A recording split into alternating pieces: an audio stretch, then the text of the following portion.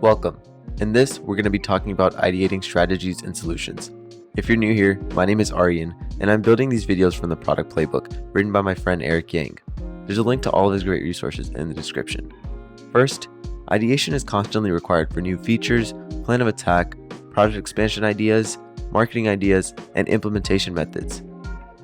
One of your responsibilities as a PM is to facilitate ideation, and to do that, you must understand your team.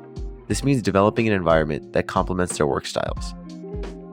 In general, research on high-performing teams has shown that the following factors contribute to such an environment: encouraging unique forms of ideation, structuring forms of documentation, prioritizing both individual and group thinking, giving space to think instead of pressuring for results, and recognizing unique characteristics. Here are some core principles to keep in mind: documentation, the Big Hawk method, unique environments, the creativity faucet. Each of these can tremendously contribute to maximizing your team's potential. First, documentation. It's incredibly crucial to have your ideas and process in writing, not only to revisit later, but in creating a structured way to view the abstract flow of information that is ideation. I can personally vouch for Notion as a great web-based knowledge management software, but Coda is another platform more specifically dedicated to this. Next, the Big Hawk method is best known for letting creative juices flow. It's an acronym that stands for backside and chair, hands on keyboard. However, speaking for myself, my best ideating happens the moment before I fall asleep, so I keep a notepad on my nightstand to read in the morning. The physical environment also plays a role in facilitating modes of thought. There's a ton of studies done on the effects of changing your immediate surroundings on your level of unique ideation. For example, think of a large company like Google's campus.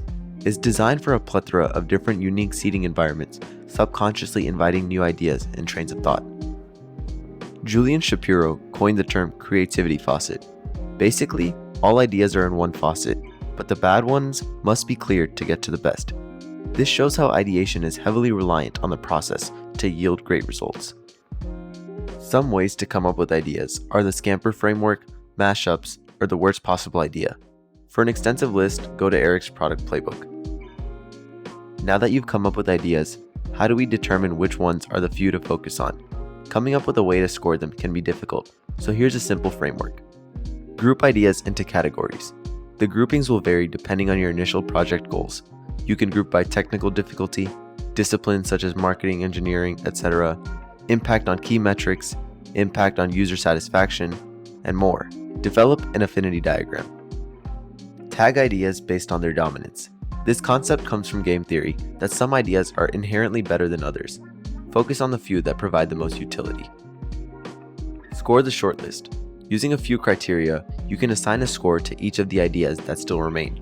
Some good criteria include number of needs addressed, importance, and technical feasibility.